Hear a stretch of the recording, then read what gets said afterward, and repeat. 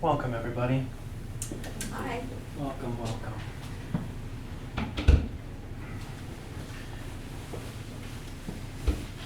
For those of you who were here last week, we talked about complete acceptance and surrender into the change of form.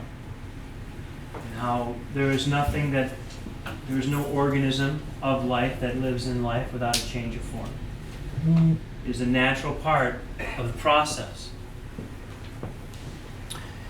That everything that is birthed into life must go through death to go through birth, to go through death to go through birth. And we talked about how we have to surrender into that process, all the different stages of that process. And from the moment that we are born, with the level of consciousness that we came into this life with, we begin to have an experience of the ending of our life. Now, on a physical level, this becomes very tangible because we see our bodies change. We see the physical, tangible change in our body as we experience different times of life that we go through.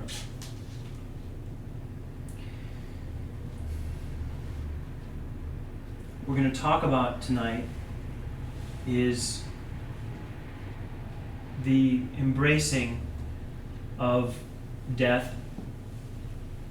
As we have embraced the death of your form and the change of your form, I want to start to introduce you to the power that embracing the time of life we call death, the moment of life we call death, as a part of the death of yourself. I'm preparing you for a very big, relatively speaking, in terms of the teachings, a very big concept of the teachings that's probably going to come in a lesson or two. And I'm going to talk about conscious incarnation. This is not reincarnation. I don't have anything against the concept of reincarnation. I do believe that we evolve through life in different ways. Some that we know, some that we don't, some that we can remember, some that we don't. And I've talked about this earlier in terms of I've had validating experience with past life experiences where people have had situations and things that are causing symptoms in their present life that when released no longer have those symptoms, and they were something coming from a previous experience in life. And I know that certain religious beliefs do not confirm this or wish to accept this, and that's fine. That's fine. The neat part about it is when I start talking about conscious incarnation, it takes it out of a realm that is conflictual with religion, okay, and takes it above. Like everything else in these teachings in many ways does, it takes it to a point where there's not a conflict with accepting it. Okay? There may be an inner conflict with your ability to accept it, but the essence of what it is itself is not conflictual within any belief system, which is the beauty of it. That's how you know it's the truth. So, last time we talked about the change in form, and very powerful. We made the analogy to seeing the sky being blue, seeing the sky at night, seeing the reality of it all, living in the reality even though you see the sky. How many of you have noticed the difference when you're looking at that blue sky? How many of you have had thoughts about, you see something behind that blue sky now, don't you? You're living in the infinite more often.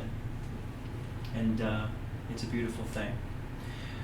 So we kind of talked about the physical form. I'd like to take tonight to talk about how you have to embrace the death of you.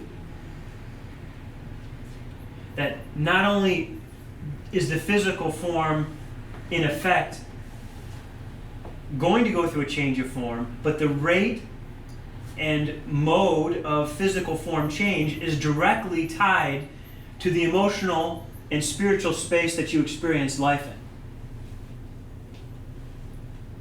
That the way you are experiencing life emotionally and spiritually has a direct effect on the quickness or slowness of which your body experiences life. So again, understand that this isn't that coming to complete peace with life, in acceptance of life and love of life unconditionally, is not going to stop the aging process. It's not going to stop your form from going through its changes. but it will give you peace that the form changes you are experiencing because of the level of spiritual and emotional absence at some point. But in the meantime, emotional peace, spiritual peace, you know then that you are not aging any sooner or faster than you should. And you can be at peace then with the change your form goes through. So the first step was getting you to be at peace with the fact that your form is going to change. The next lesson is helping you understand that the way you're interacting with life on an emotional and spiritual level directly affects the way your form changes. And then after that, I'll talk to you about conscious incarnation, in which I'll explain to you different ways that we approach, and in these teachings, you'll see how you literally overcome death. Death will no longer be in your life as it is now. You will completely embrace it as nothing more than a neutral step in the process of life. And in doing so, your rate of change in incarnation within a single physical form, which is where reincarnation is different. That's based on changing of form. This is within a specific form, gives you the ability to transmutate or transform much more spontaneously, quickly, and it allows you to birth and death out of specific situations that you were once a prisoner of until a physical death. So for many people, a physical death is a beautiful thing. It saves them from what they cannot release. It is the block in consciousness that saves you at the end and helps bring you into a new space at the end of a journey. And it has a lot of function in that space. It's very useful. There's nothing wrong with physical death. All I wish to show you is that we live in a space in which we are not encouraging nor discouraging any aspect of the life-death process. And in doing so, we allow it to increase its level of efficiency, and we no longer feel a prisoner of time, one way or another.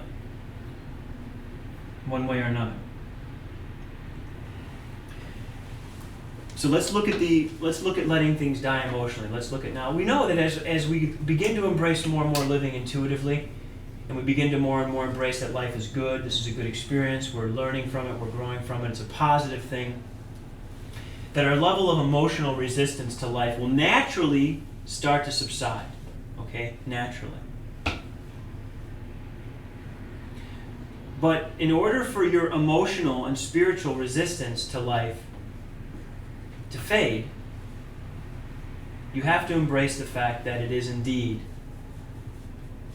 the emotional and spiritual space that you're living in. If you sense a resistance to life, is unnecessary. We have lived in a space of unconsciousness on friction and conflict. We have navigated through friction and conflict.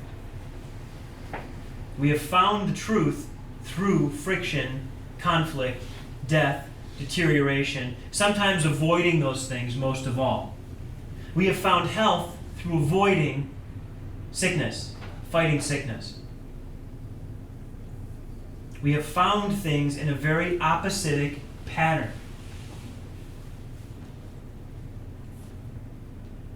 It's time to embrace the truth and walk towards it. Not find it as a result of being lost, but find it because we know it and we give our life to it.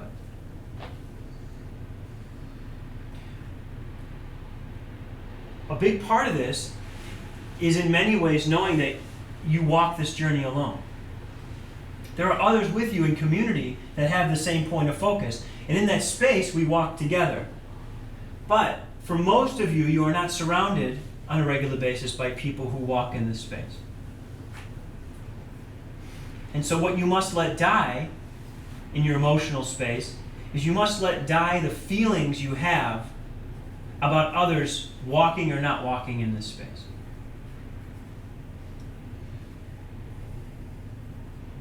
You must come to a place of peace with the fact that many, many of those around you will continue to learn the way that they have learned. They will learn through pain, suffering, bouncing off the bumpers, however you want to describe it.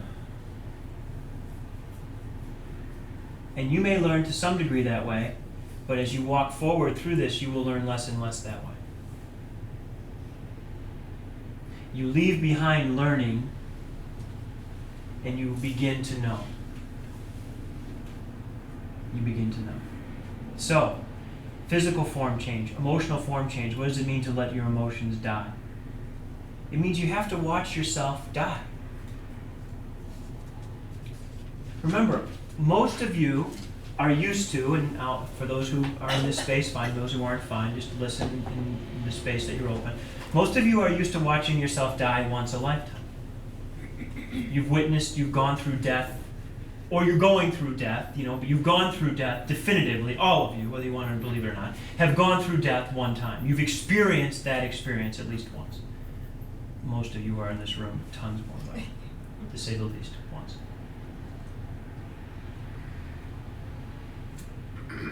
So you have that experience. So what I'm proposing and teaching is that as you open to this, you must be open to going through that experience in the end, every moment. Right. You will live and die in the same moment. That's what we'll talk about when we talk about conscious incarnation, okay? But we're starting off by talking about it that who you have been prior to getting into the space of learning and growing and knowing is someone who's gone through a specific life and then died. And then gone through life and then died. That's not the way it's going to be.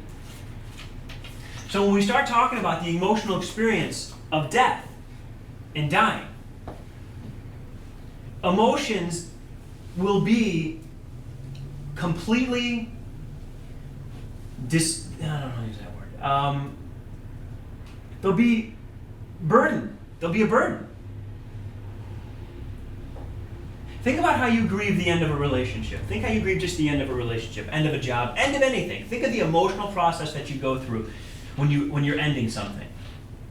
Just the natural process. And then again, if you've never heard me before, there's no judgment on where you're at with any of this, okay? I just want to make you aware of where you're at and show you where you will want to aspire to if you want to go through conscious incarnation on a rapid basis, and you'll see the benefits of that, of course. But think about what you go through emotionally when you're going through the end of something. There's grief, sadness, there's reflection, there's holding on, there's wanting to go back, there's wanting it to be like it was, there's wanting to say something you didn't say. There's a huge, huge amounts of unresolved energy that has to be resolved before you can truly move forward.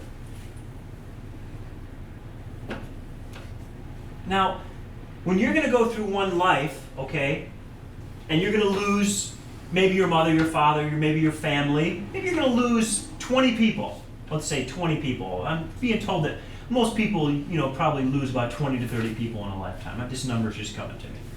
That's how many people you'll see go to the ground. There'll be other ones you don't know, but personally you'll touch that many specific situations. You can do that emotionally. Not incredibly efficient, but you can do it. When you're moving into the space that I'm teaching, you're going to go through that in half an hour. And it's just going to be you.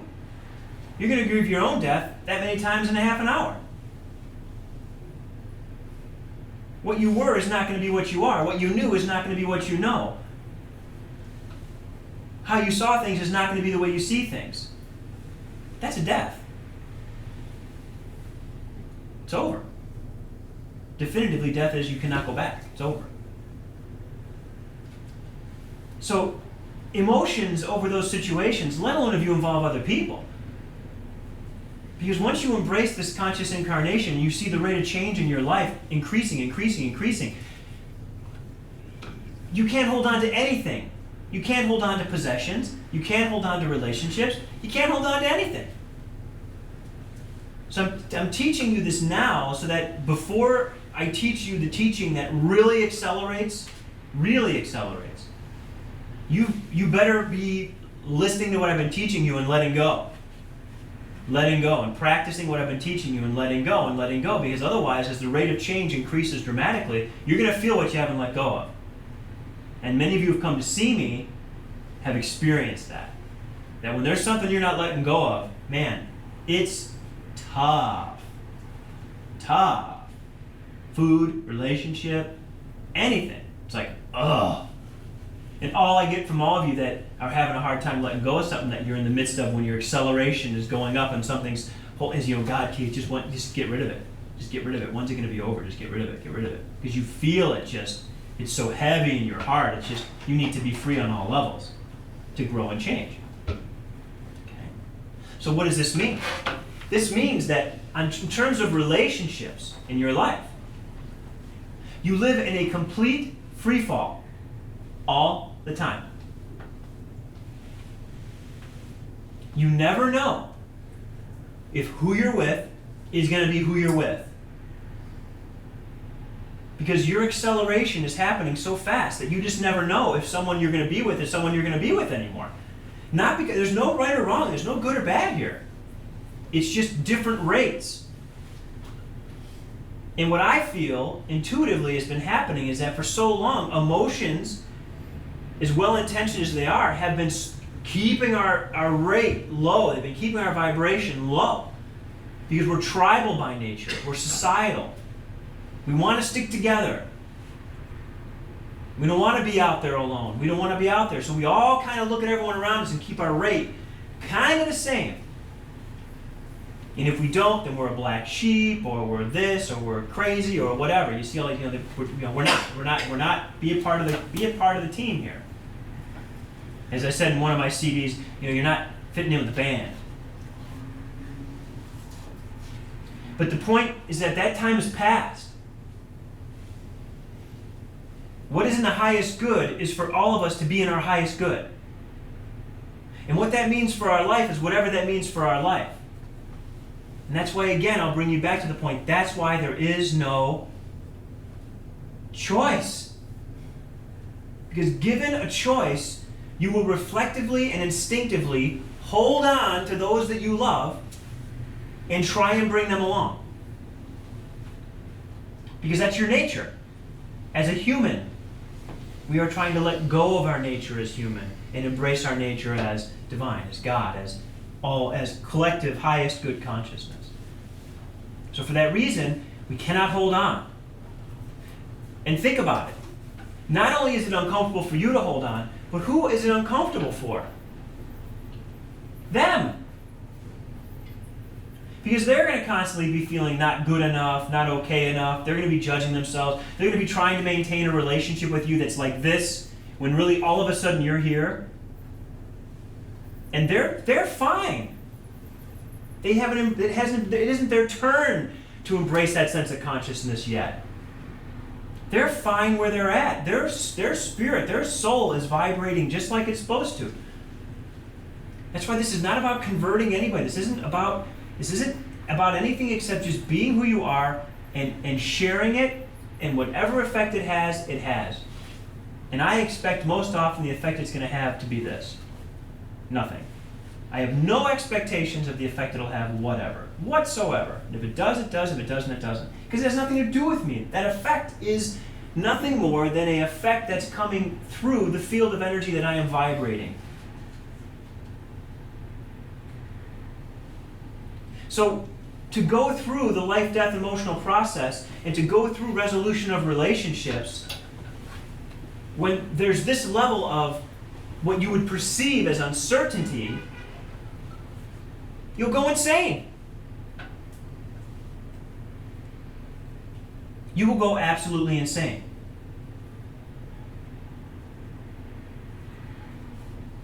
You have to let it die. You have to completely trust that the name of the, force of creation I call God, the highest intention of unconditional love and what's in the highest good, is going to keep in your life what's meant to be in your life and take from your life what's meant to be taken from your life. And if you get nothing else from today's message, take that. Let God bring into your life what's meant to be brought into your life and take from your life what's meant to be taken from your life. And that's why these teachings that come through me are not manifestation teachings. I am not a secret guy. I am one of the most fundamental teachers you will ever hear speak on life. I'm completely pragmatic. I am not mystical. I am not religious. I do not depend on faith.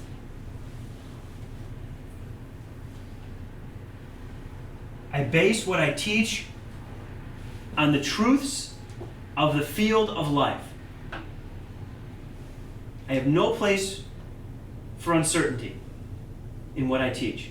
There is enough perceived uncertainty that you are all trying to overcome as you let go of your central nervous systems. You do not need the teachings to be full of an uncertainty in terms of, is it the truth or not? It is completely pragmatic. So for that reason, you cannot have an expectation of what your life is supposed to be. It is all about the practice. The practice will show you if your life is going in the direction it's meant to go in or if it's not. And if it's not, the practice will steer your life in the direction, not you. It will become obvious to you. Your intuition will just see in life what's going on, and you'll just see the direction in front of you. And once what was once a nightmare becomes a beautiful dream. And you realize that the direction your life was going in was towards a nightmare. And always included the nightmare. And when you let go of the direction of your life, God took you and went, and you went, oh. But you can't have an expectation of anything in your life. You can't have an expectation of your wife or your husband coming with you. You can't have an expectation of your kids coming with you. You can't have an expectation of anyone coming with you. Why? Because that's the freaking truth. Stop kidding yourselves. Once you get comfortable with the absolute truth to the best of our knowing, life is amazing. But as long as you kid yourself, you're setting yourself up to have an emotional, unhappy experience. Whether it's something you're doing or something you did, it'll come out. So you have to just focus on the practice. Well, what is the practice? The practice is staying in a space of unconditional love, acceptance, peace, and compassion every moment of your life. Again, again, again, again, again, again, again.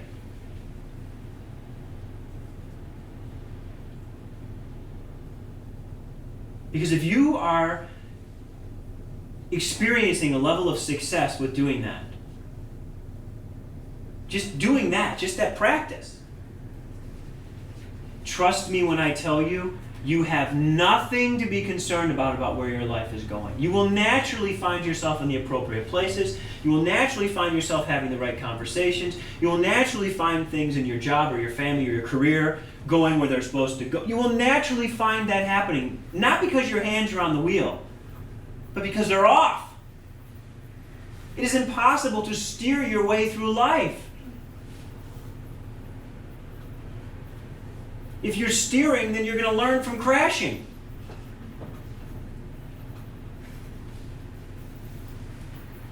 And I speak this from someone who crashed a lot. Yeah. So you can't have this emotional burden as a part of your life experience going forward. It has to die. Because otherwise you'll be grieving and going through an emotional experience every time you're thinking about somebody not being in your life, every time you're contemplating someone not going with you, every time you're not sure if someone's going to be your wife, every time. I mean, what this level of teaching starts to show you is how incredibly consumed you have been with the emotional experience of your life. It puts it right there. And it's an incredibly rate-limiting step in your consciousness evolving. That's why tonight I'm taking the session tonight, the gathering, and putting it in your face and saying, okay, I've been telling you got to let this go. I've been giving you some hints. I've been showing you how it works. But I'm getting to the teaching that once I teach it to you, if you're not consciously working on letting this go, you're going to start to get uncomfortable. And that's good. But I'm telling you. So you can start now. What does that mean? What does that mean, let it go, Keith? What does that mean, let it go? What do you mean? What do you want me to do? Give me some instruction. Give me some hint. Okay? It means focus on the practice. If you're not going to focus on the practice, why are you coming to listen to me?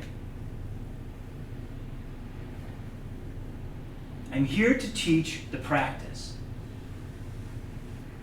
The simple practice. And I'm also here to teach you the things that obstruct the practice from being completely automatic. That's as simple as this whole teaching comes from me. I teach you the practice. I teach you how to let go of what's obstructing the practice. You're done.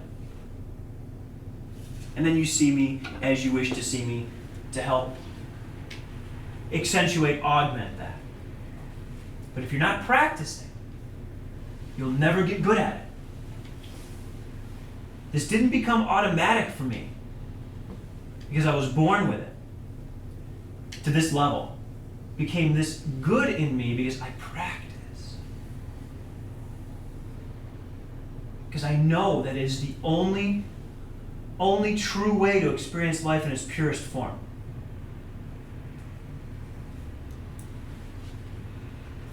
That's why emotions have to pass, because eventually the level of change will become so intense, and the people that will be coming and going from your life, well, you'll crash, you'll burn out.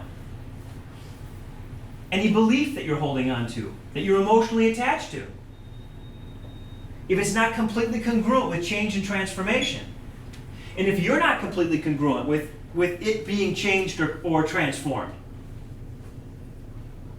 will cause you discomfort, suffering.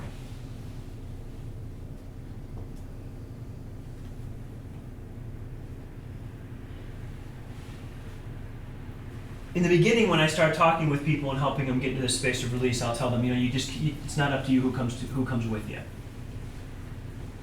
Some people will come with you, some people won't. Some people will walk right next to you, some people will walk a lifetime behind, some people are ahead of you. It's irrelevant.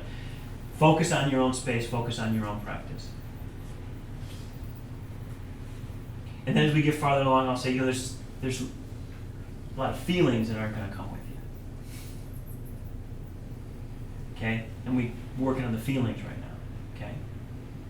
And then after this, I'll say there's really none of you that can come with you.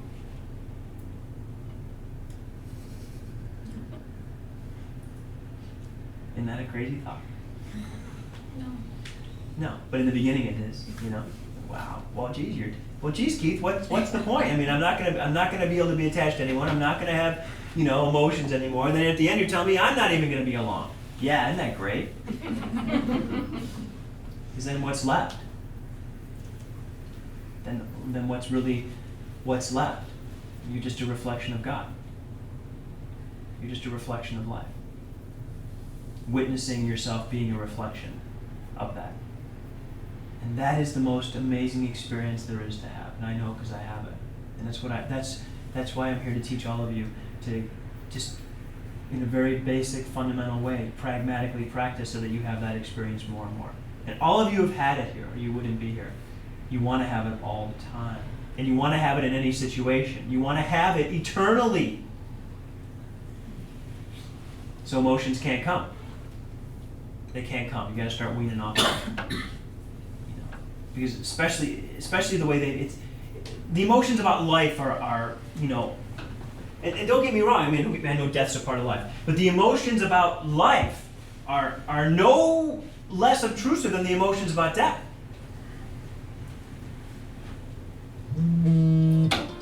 They're no less.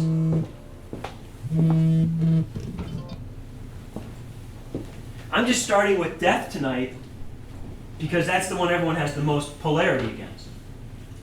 Nobody wants to die. Oh, he's dying.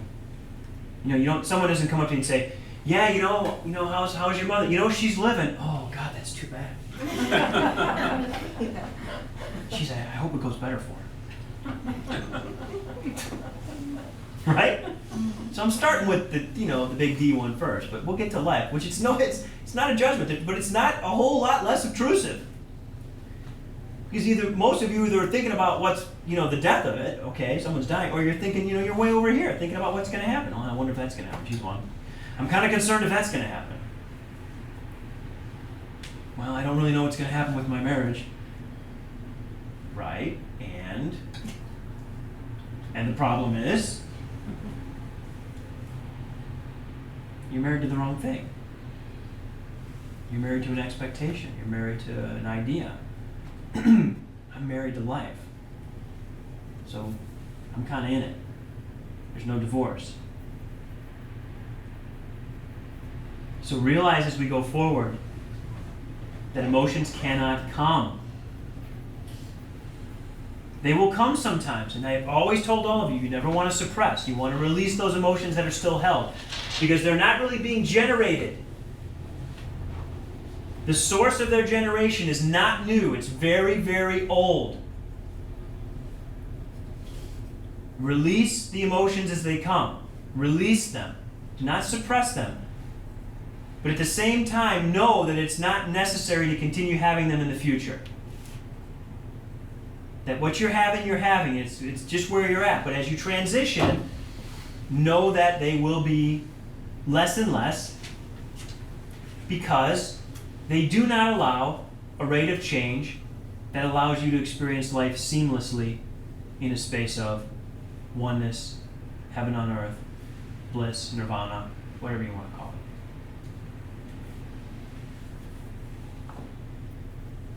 They're too inconsistent and too reliant upon your external environment. We must continue to move towards balance based on our internal environment. We must practice internal balance and let our inner reality be the space in which we live. And if your emotions, like let's say, if I were to have emotions just based on my inner reality, they would always be really good. Okay, so what's the point?